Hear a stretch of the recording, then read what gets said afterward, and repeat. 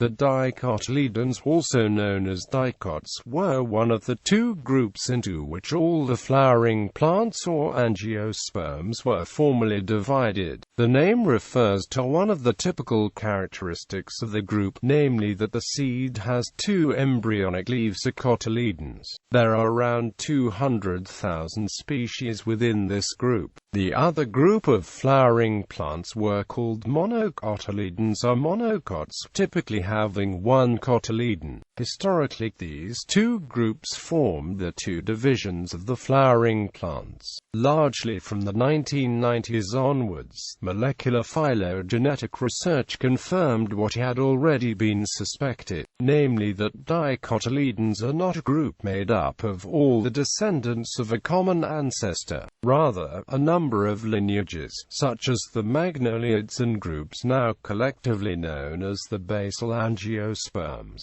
diverged earlier than the monocots did.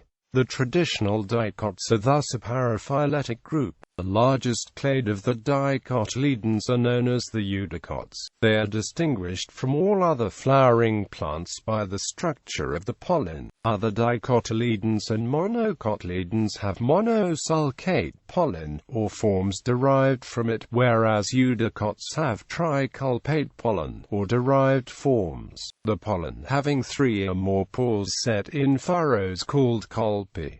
Comparison with monocotyledons. Aside from cotyledon number, other broad differences have been noted between monocots and dicots, although these have proven to be differences primarily between monocots and eudicots. Many early diverging dicot groups have monocot characteristics such as scattered vascular bundles, trimerous flowers, and non-triculpate pollen. In addition, some monocots have dicot characteristics such as reticulated leaf veins. Classification.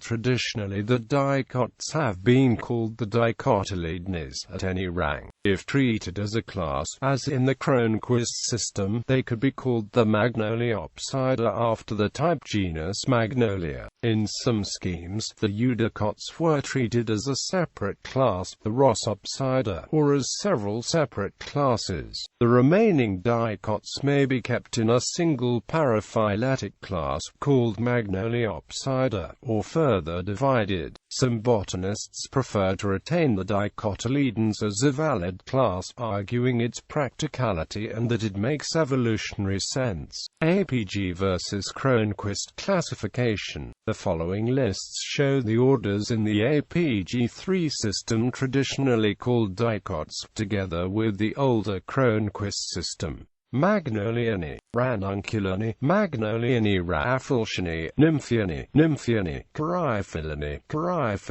Thene, Plumbagonae, Polygonanae, Primulanae, Ericanae, Thene, Malvinae, Violanae, Rosanae, Proteanae, Myrtanae, Rutanae, Celestranae, Geranianae, Santillanae, Balanophranae, Santillanae, Asturanae,